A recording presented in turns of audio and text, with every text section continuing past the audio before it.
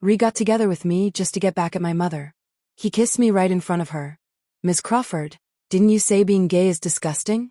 Well, now your son is gay too. He left without a word, vanishing from my life completely. When we met again 6 years later, Reed was a young, successful, and respectable man. Meanwhile, I was caring for my mother, who had been reduced to a vegetative state by a car crash, and selling myself to his business partner for money. I never expected to see Reed again in the city, let alone run into him after 6 years at my sugar daddy's house. I was just about to leave when he arrived. Bryce Webb didn't like me lingering at his place, so I usually cleaned myself up and left as soon as we were done. I ran into Reed, who was looking for Bryce, right as I headed downstairs to leave.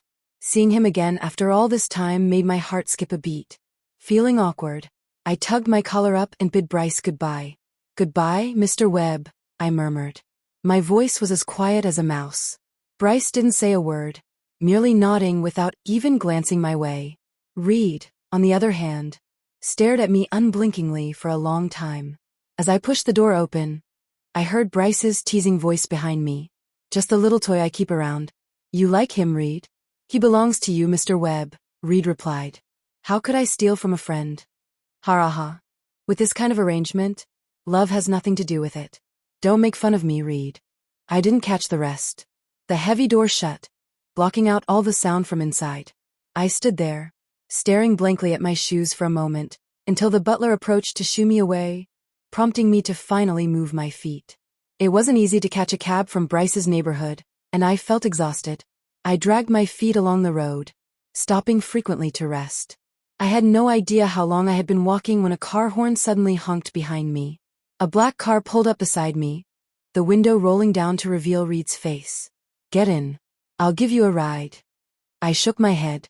"Thanks, but I'll be able to catch a cab if I walk a bit further. I don't want to bother you." Reed frowned. "Theo, it's been over an hour, and you haven't even made it a mile and a half. Who else is going to drive past here? Who are you waiting for?" Reed thought I was waiting for him on purpose.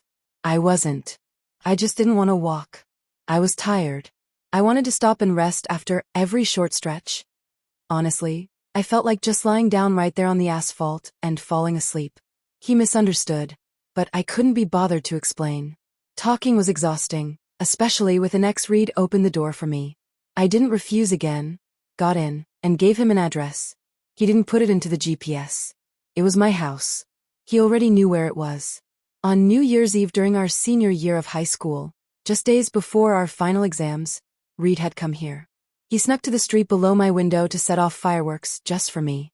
Over the phone, his voice was brimming with excitement. "Theo, hurry, look out the window. I set these off just for you. Make a wish on them, and it'll definitely come true." "Theo, what did you wish for? To go to law school? You'll definitely make it." I had shaken my head, pressing a hand against the cold glass as I looked down at his bundled-up figure in the layers of coats below. "My wish, Reed, is to set off fireworks with you again next New Year's Eve." Thinking back on it now, he was probably just acting back then. He went to a lot of trouble to win me over. Reed and I rode in silence. After getting out of the car, I thanked him. I thought about it for a long moment before adding, "Drive safe." Reed glanced up at the 3rd floor. The window there was covered by a dark blue curtain, pitching the room in pitch black. Staring at that window, a smirk suddenly tugged at the corner of his mouth. "It's been a long time, Theo. How is Mrs. Crawford doing?" I paused in my tracks. The silence stretched out for so long that Reed lost his patience. He was already turning the car around to leave when I finally answered, my voice hoarse. "She's doing well."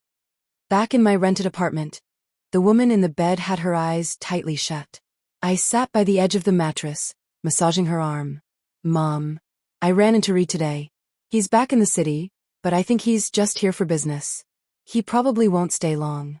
The woman before me showed no reaction, but I kept talking anyway. "He asked how you were doing. I didn't tell him. I figured you wouldn't want him to know, and since you wouldn't, I kept my mouth shut." I leaned over and gently pressed her hand against my cheek. "I did a good job this time, didn't I, Mom? I didn't disappoint you, did I?" The woman on the bed just lay there, her breathing quiet and steady. She didn't speak, nor did she open her eyes. It had been 6 years. My mother hadn't spoken to me in 6 years. She resented me. I knew that. I regretted it. I truly, deeply regretted it. For the past 6 years, I had regretted it every single second. If it hadn't been for me, she wouldn't be lying here, completely paralyzed, unable to move a single finger. I closed my eyes, but I couldn't shed a single tear. I just felt tired. I barely even had the strength to breathe. There was a time when I didn't want to eat or move. I just wanted to lie there and endure it until I was too weak to breathe, until my heart didn't have the energy to beat anymore. Then I would finally be free. I lay on the floor of my mother's bedroom for a whole day until our neighbor knocked on the door. "Theo, I noticed your lights were off, and I figured you hadn't cooked. I made some chicken soup. Come over and have some." A long time after that, Aunt hugged me and cried right before she and her son emigrated. She told me she knew something was wrong with me that day, but she hadn't known how to help. She remembered how much I used to love my mom's chicken soup when I was little, and since I hadn't had it in so long, she cooked a whole pot for me. She told me, "Hang in there, Theo. I'm going to come back for your wedding." That day, I went to the airport to see Aunt off. When I got back, I found a stack of cash on the nightstand in my mother's bedroom. Underneath the money was a piece of paper with a detailed recipe for the chicken soup. I never tried to kill myself again after that. Even though the thought crossed my mind thousands of times, I always snapped back to reality at the last second. I couldn't die. If I died, what would happen to my mom? I had already killed her once. I couldn't do it again. I couldn't die, but I didn't have the strength to really live, either. Bryce approached me a year ago. He told me I looked exactly like an old friend of his, and asked if I needed money. He told me I wouldn't have to do anything at all. I just needed to be there whenever he wanted me. For me, it was incredibly effortless work, so I agreed. I used the money Bryce gave me to hire a caregiver for my mom. While she was there, I didn't have to lift a finger. So I would sit in the recliner beside my mother's bed and watch the sun move across the sky, from dawn until dusk, wasting the entire day. The caregiver, Aunt Connie, was a kind woman. It worried her to see me so depressed every day. Sometimes, she would bring her teenage son over to do his homework. "This boy is as thick as a brick," she would say. "His math is a disaster, and he can never finish his assignments. The teachers are always scolding him. I see all those awards hanging in your room, so you must have been a great student, Theo. Could you help me tutor him? I'll make you some chicken soup in return." I knew she was just trying to give me something to do. With her honest, grounded nature, she believed that as long as a person had a task to focus on, they could live a full, happy life and find something to look forward to. But Connie's son, Dylan, was a poor student who hated studying. He constantly skipped class and caused her endless trouble. But this time, when he messed up, he didn't call his mother. He called me. "Theo, please, you have to help me." On the other end of the line, Dylan was sobbing uncontrollably. He had gotten himself into a massive mess by breaking an incredibly expensive bottle of liquor. There was no way he could afford to pay for it, so he called me as a last resort. I didn't tell Aunt Connie what had happened. I simply told her I had to run an errand. She was thrilled, telling me that getting out of the house was good for me, that I shouldn't stay cooped up inside all the time. When I rushed to the private club, I ran into Reed and Bryce. They were drinking and chatting with a crowd of wealthy businessmen and socialites whose names I didn't even know. Dylan stood off to the side, trembling with fear, his face pale. When he saw me, he croaked, "Theo." Bryce and Reed both looked up. I hadn't expected to bump into them here. I froze for a few seconds before respectfully greeting him. "Mr. Webb." Bryce chuckled. "So you're the rich friend this kid was talking about? If I knew you were coming, I wouldn't have made you take the trip. I would have just bought the bottle myself." No one in that room was an idiot. Everyone understood exactly what Bryce was implying. I didn't know what to say, so I just offered an awkward, apologetic smile. Bryce waved a hand at Dylan. "All right, you're off the hook. Get out of here." Then, he turned his gaze back to me. "Since you're already here, don't let the trip go to waste. Come sit down. Have a few drinks with us." Bryce was sharp. The last time I was at his place, he had noticed the complicated way Reed looked at me. But he didn't know our tangled history. He just assumed Reed was interested in me. They did business together, and Bryce figured trading a plaything for a more cooperative future business partner was a great deal. So, he made me sit next to Reed, and glass after glass of expensive whiskey was poured down our throats. Reed got a bit drunk. Bryce booked a suite for him, and shoved me inside before leaving. "Take good care of him," he said. I stared at Reed, who was lying unconscious on the bed, entirely unsure of what to do. I stood by the door for a long time, too scared to leave, but too scared to approach him. Eventually, Reed opened his eyes.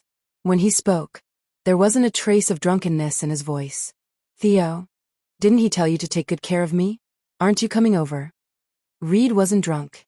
Standing by the door, I watched him prop himself up on his elbows. It finally hit me that this was my cue to leave. "Get some rest. I'm going to head out. Theo." His voice rang out behind me, stopping me in my tracks. "How much is Bryce paying you? You're willing to stoop to this?" My grip tightened on the doorknob. $1,500 a month. The man behind me let out a scoff. $1,500? You're awfully cheap." After a moment of silence, Reed walked toward me. "Theo, I'm only going to ask you this once. Are you in some kind of trouble?" Trouble? I thought back on the past few years. The hardest times were actually long behind me. I shook my head. "No.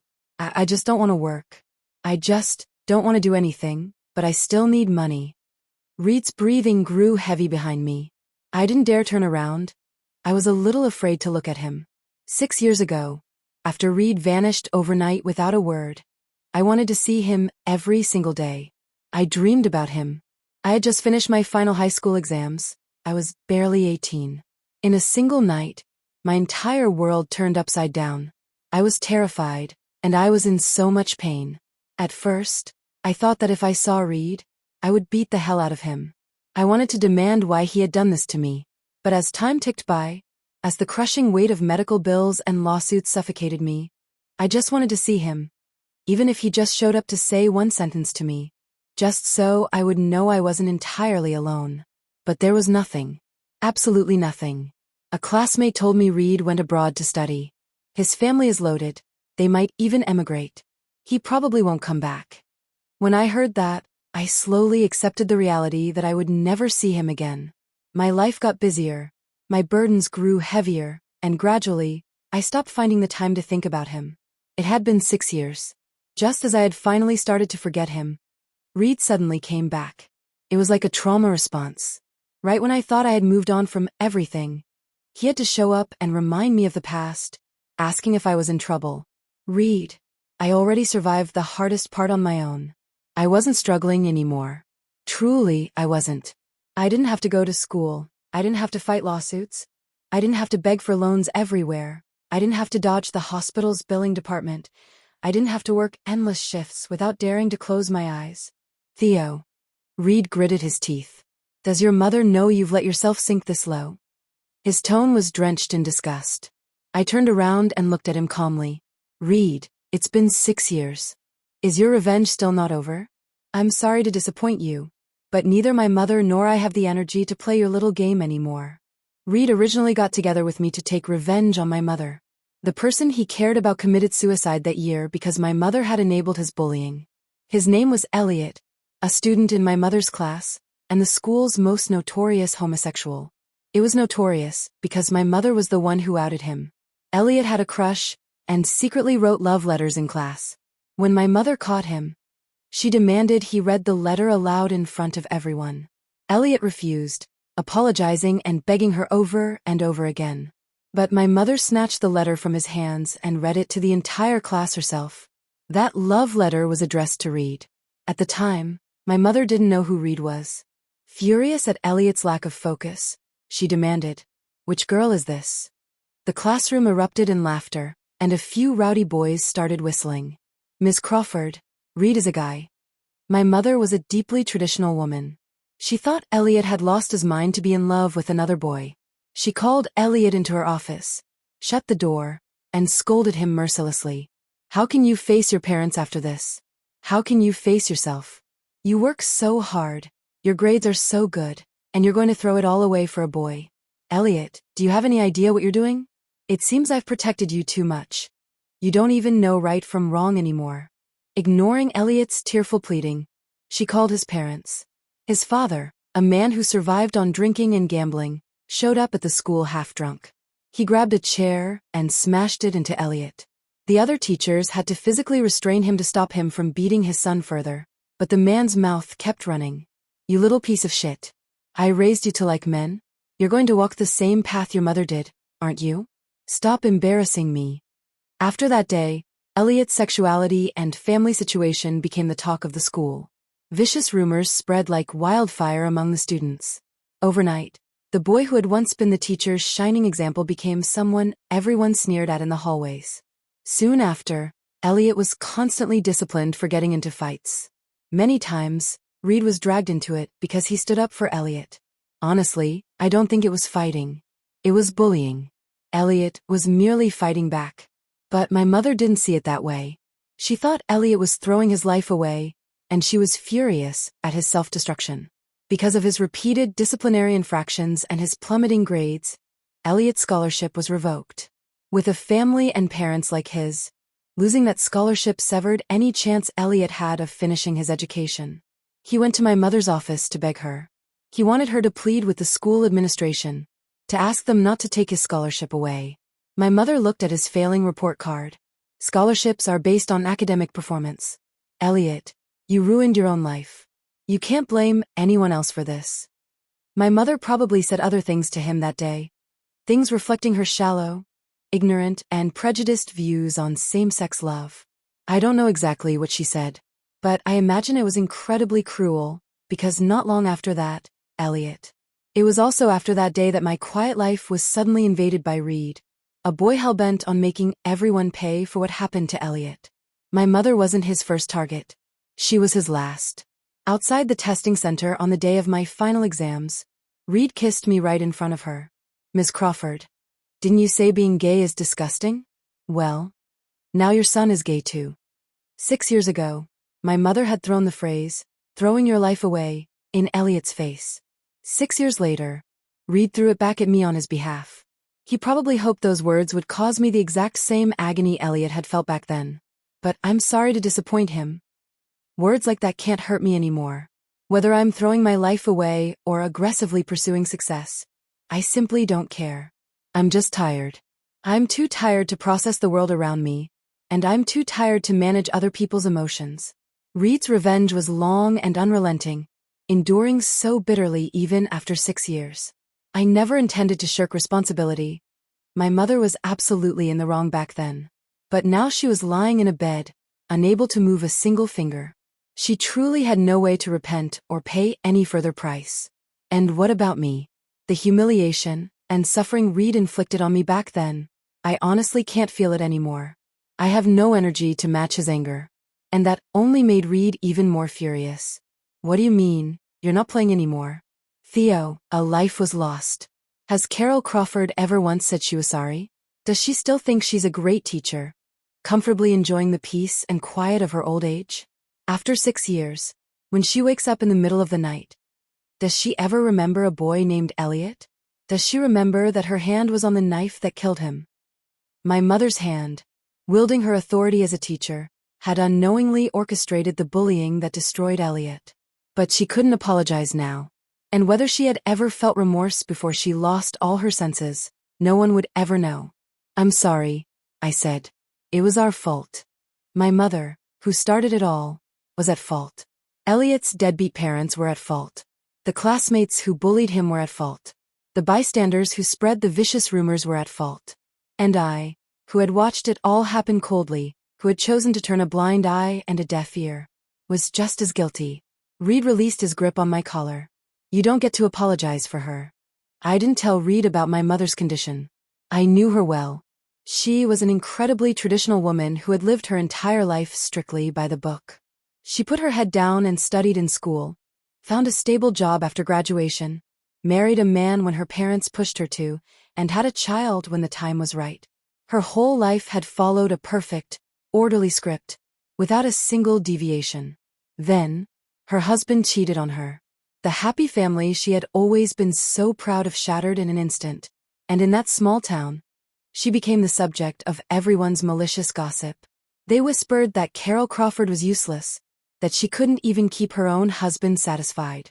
Filing for divorce was the most scandalous thing she had ever done in her life. Everyone, including her own parents, tried to talk her out of it, telling her that a divorce was shameful and that she should just endure it. Endure it? Until when?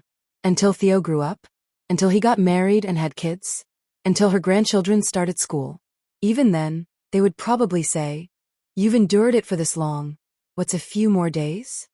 She refused to endure it. To get the divorce, she completely cut ties with her family. To win custody of me, she walked away with nothing, taking her 6.5-year-old son to another city to start a new life. She had lived half her life with her head held high. She had been proud. But that day, in front of the crowded school gates, surrounded by testing students, parents, and teachers, including her own colleagues and the respectful parents who always called her Ms. Crawford, at parent-teacher conferences, Reed kissed her son right in front of them all. "Ms. Crawford, didn't you say being gay is disgusting? Well, now your son is gay too." Reed handed her a humiliation and despair complete enough to destroy every pillar of strength she had. I still remember her expression in that moment. It haunts me in my dreams. I haven't forgotten it for a single second. Her face was a mask of shock, humiliation, guilt, and agonizing heartbreak. I wanted to cry, but my mother's tears fell before mine did. "Theo, I failed you. It's my fault. It's all my fault." I knew my mother would never want Reed to see how pathetic she had become. I had to protect this final shred of her dignity. It wasn't just her dignity. It was mine, too. Like a prolonged act of self-torture. I couldn't tell Reed we were even. Honestly, we weren't. Elliot lost the brilliant life he could have lived at 17, and Reed lost the boy he had cared about with all his passionate, 17-year-old heart. But I couldn't blame my mother, either. Every agonizing second she spent trapped in that bed over the last 6 years was because of me. I didn't know what to do. I felt like I was trapped in a narrow alleyway, surrounded by thorns. Whichever way I moved, it was going to be bloody and painful. So, I just stopped moving. That narrow alley was pitch black. 6 years had passed, and I still couldn't see the end of it. There never would be an end. I closed my eyes, feeling like I was sinking into the mud. The heavy sludge dragged at my limbs, pulling me down. Every tiny movement took a massive amount of effort. It was too tiring. It was just too tiring. I figured I might as well just let myself sink. But then, "Theo, I made some chicken soup. Come over and have some." I had failed my mission to take good care of him. Bryce sat on the sofa, fiddling with a heavy lighter on the table, his voice completely flat. "Theo, the guy I used you to replace is back. You need to understand that if you have no value to me, I'm not going to keep paying you." He stood up and stared down at me. "I have a project and I need Reed's help with it. But he doesn't seem very interested. However, Theo, I believe you can make him interested, right?" Bryce handed me a contract. He told me that if I could get Reed to sign it, I would get 100 grand in a lump sum. 100 grand. That was enough to take care of me and my mom for a long, long time. I took the contract to Reed and told him the exact terms of my deal with Bryce. "Theo, it's one thing for you to degrade yourself, but how do you have the nerve to ask me to help you do it?" I looked at him and spoke in a low voice. Because I was the last person Elliot saw before he jumped off that building. Even though he didn't leave any profound final words, it's a piece of the story you don't have, isn't it? I held out the contract. "Reed, do you want to know the last memory of the person you cared about?" "Theo." Reed roared, lunging forward and pinning my shoulders down with his arms. He glared at me, panting heavily, his eyes so bloodshot they looked ready to bleed. "You're threatening me with this?" I met his gaze and stayed silent for a long time. Time stretched out painfully between us. After what felt like an eternity, Reed finally let out a breath, releasing the tension. "Theo, I really don't get it. Have you changed? Or did I just never know who you really were?" I tried to smile at him. I tried several times to force the corners of my mouth up, but failed, and finally gave up. Maybe it's just like mother, like son. The smile I couldn't manage appeared on Reed's face instead. He started to chuckle, just a slight upturn of his lips at first, but the smile grew wider and wider until his shoulders were shaking. When he had finished laughing, Reed sat back up, draping an arm over the back of the sofa. He rested his head against his hand and looked at me. But Theo, I don't want to know. My expression shifted. What? You slept with Bryce for a whole month just for $1,500? Why don't you sleep with me? I'll give you the $100,000. After all, Elliot wasn't my first love. My first love, Theo, was you. You bastard, Reed. I shot to my feet and slammed the piece of paper against him with all the strength I had. But it was just a piece of paper. Like my anger, it was entirely harmless. Reed lowered his eyes. You don't hold a monopoly on being a scumbag, Theo. I'm not a good person either. If you want to, the bedroom is right there. If you don't. Reed slowly looked back up at me. Then take your contract and get the hell out. I stood frozen in place. It took a tremendous amount of effort to finally speak again. Reed, I would sleep with anyone in the world, but never you. 6 years ago, I got tangled up with Reed because I was blind, both in my eyes and in my heart. If I let myself get entangled with him again 6 years later, I might as well find a rope and hang myself in front of my mother to atone for my sins. Bryce's deal fell through, and I was out of a job. Bryce had his ear to the ground. He was genuinely shocked that I had turned down Reed's $100,000. So, desperate to secure this once-in-a-lifetime partnership, he cut me off entirely and offered Reed some advice. If you want the boy, Mr. Reed, it's easy. If you won't play nice, just play hardball. Theo's got a mother at home who's been paralyzed in bed for 6 years. He's mentally unstable himself, probably depressed, and his meds and doctors cost money. Plus, I hear people with that kind of illness don't have much energy. He doesn't have a degree, so if he wants to make money, he has to do hard labor, but he's sick himself. Frankly, someone who finds breathing exhausting isn't going to be able to hold down a job. Just ice him out for a few days. I've already cut off his cash flow. It won't be long before he shows up at your door begging. Reed looked dazed. He froze for a long time before finally asking, his voice trembling. Who? Who did you say? Theo. Isn't he the one you've got your eye on? Theo. Every word Bryce said was about Theo. But Reed couldn't bridge the gap between Bryce's description and the Theo he knew. Paralyzed? Depressed? No degree? How could that be possible? After hanging up the phone, Reed rushed frantically back to his high school reunion's private room. He grabbed the first person he saw and demanded, Do you know what happened to Theo's family? The classmate froze, tilting his head in thought for a moment before the girl next to him spoke up first.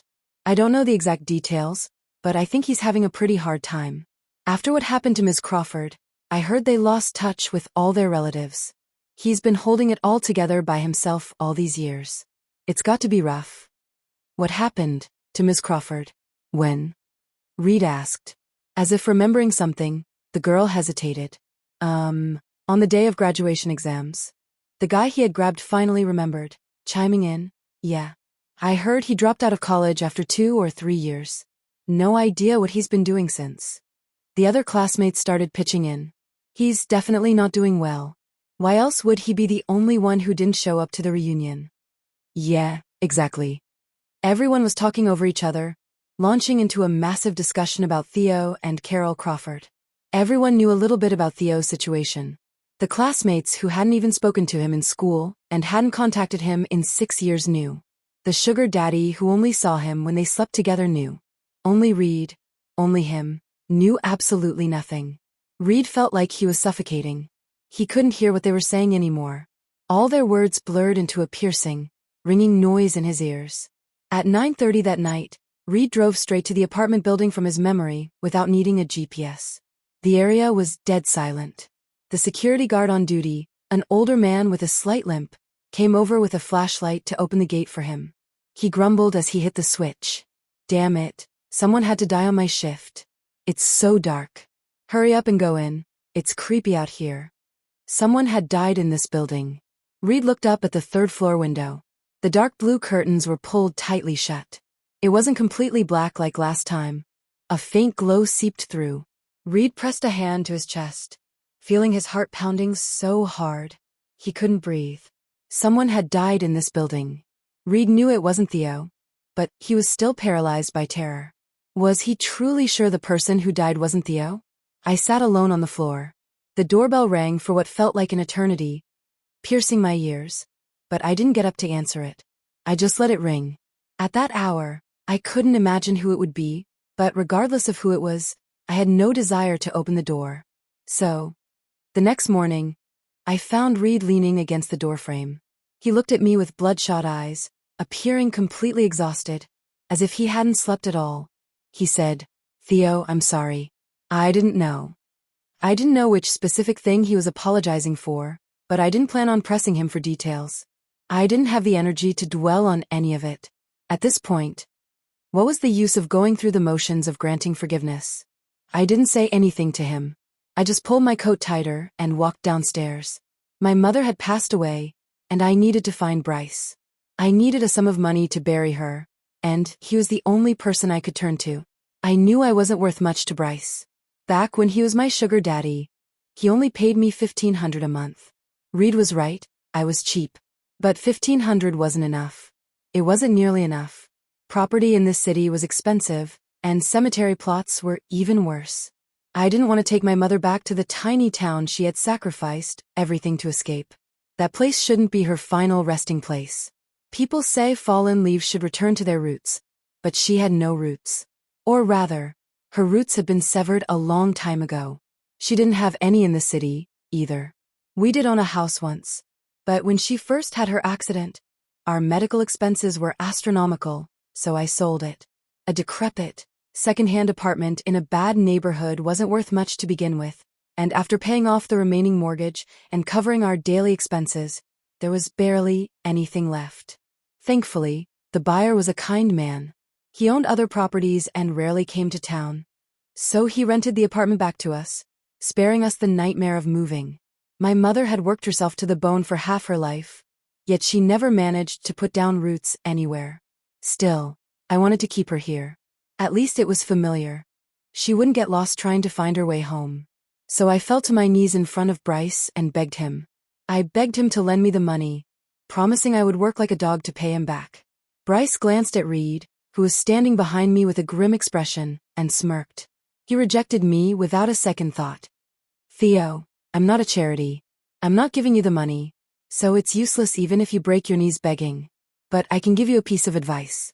Mr. Reed behind you is a lot richer than I am. Why don't you try kneeling for him?" Reed didn't need me to kneel for him. He stepped forward and pulled me up from the floor. "Theo, don't do this. Tell me how much you need. I'll give it to you." "You." Reed looked down, clearly distressed. "Please don't do this." I pushed him away. "Reed, if I use your money, my mother won't find peace in the afterlife. She'll think she failed to raise me right." Tears slid down my chin, falling drop by drop. I sidestepped him and walked toward the exit. "Reed, it would break her heart. She'd think she failed to raise me right." That was exactly how she felt back then. I stubbornly went to find Bryce several more times after that. But he never came out to see me. The person he loved had returned, and had even gotten a new boyfriend. Bryce was busy playing the obstacle in someone else's love story, so he didn't have time for me. During that time, Reed tried sneaking the money to me in other ways, but his methods were clumsy, and I saw through them every time. He practically lived outside my apartment, pacing back and forth all day. Once, he got drunk and stood there crying. He kept crying and apologizing, and I didn't even know which incident he was apologizing for. It was only through his endless stream of apologies that I suddenly realized he really owed me a lot. I had just forgotten it all. 6 years flew by. I was pushed forward by time, and my memory of those events grew dimmer. I used to hate Reed. A bone-deep, excruciating hatred. But over time, those feelings faded, and I gradually stopped thinking about it. The love was gone, and the hate was gone. I had started to forget him, along with all the memories he brought with him. So when we reunited after 6 years, I felt completely numb. Truthfully, there were very few things left that could make my damaged heart flutter, even the slightest bit. The biggest emotional reaction I'd had was when Reed told me Elliot wasn't his first love. After all, my first love was you. It made me sick. If everything Reed had done in the past had been fueled by some noble, tragic motive, then that moment proved he was truly rotten to the core. My mother was right. Being gay didn't lead to a happy ending. It didn't for Elliot, and it didn't for me. On my third day out looking for work, Aunt Dot's son, Owen, returned. He stood below my apartment building. Despite wearing an elegant, expensive suit, he still looked travel-worn. I froze in my tracks. Owen. Theo, how have you been? Aunt stepped out of the car right then and rushed over to hug me, unable to hide the tears in her voice. Theo, we're late. We came back too late. Looking at them, tears instantly spilled from my eyes. For years ago, Owen's work had taken them out of the country. They used to call frequently to ask how my mother and I were doing. I only ever told them the good news, keeping the bad to myself. I didn't want them worrying about me from across the ocean. I told them I was doing great, but Aunt would look at me on the video call, her eyes full of sorrow. Theo, your eyes are completely dead, she would say. You need to try to be a little happier. But I genuinely couldn't. I could force a smile onto my face, but I couldn't force one into my heart. I patted Aunt's back. It's cold out here, Aunt. Let's go inside. Aunt finally remembered to let me go and waved for Owen to grab the chicken they had just bought from the supermarket out of the trunk, saying she was going to make me chicken soup. I smiled. Okay. Reed followed us the entire way, but when we reached the door, he consciously stayed outside, standing dejectedly to the side. I had ignored him entirely over the past few days, but today, I finally spoke to him. Go home. Don't come back. Reed offered a miserable smile. I have to keep an eye on you, or I'll go crazy. It's okay. You don't have to worry about me. Just pretend I'm not here, like before. My expression didn't change. Reed, I survived the 2,000 days you weren't here just fine. Reed was struck dumb. After a long pause, he could only squeeze out a choked, I'm sorry. Over the past few days, I had heard more apologies than I had in my entire life. It made me sick to my stomach. I didn't want to hear it anymore, so I said, Fine. I forgive you. Now stop coming here. Neither Aunt nor Owen asked questions about the man standing outside our door. They just looked at the urn sitting in the apartment and sighed quietly. Aunt hid in the kitchen to wipe her tears behind my back. She called me foolish. You suffered so much, and you never said a word to me. Owen thumbed the empty pill bottle sitting on the table and carefully asked, Theo, let me help you with something, all right? I had no other choice. At this point, no matter how much I hated being a burden, I could only say thank you. I couldn't leave my mother in this rented apartment forever. Owen suggested I go abroad with him, get proper treatment, and then go back to finish my degree. I was incredibly hesitant. I had finally broken free, and I didn't want to push myself anymore. Aunt got angry, her eyes red. You silly boy, Owen makes so much money. You should come help him spend it. He's always buying these useless, flashy cars. It makes me want to smack him. Besides, he's getting married in 2 months. You haven't even met the girl yet. She's beautiful, and she tells us every day how much she wants to meet you. Listen to your aunt. Come with us, and be your brother's best man. Aunt wanted me to be Owen's best man. They were the only people in the world who treated me well besides my mother. I didn't want to miss such an important milestone. As for my own future, it could wait. It had been delayed this long, anyway. Another 2 months wouldn't make a difference. So, I agreed. It took time to process my passport. Owen had to get back to work, so he flew back early, while Aunt stayed behind with me. One time, I woke up from a nap and heard Aunt talking to Reed outside the door. It's freezing out here, son. Theo is asleep. Do you want to come inside and warm up? Reed didn't step inside. No thank you, ma'am.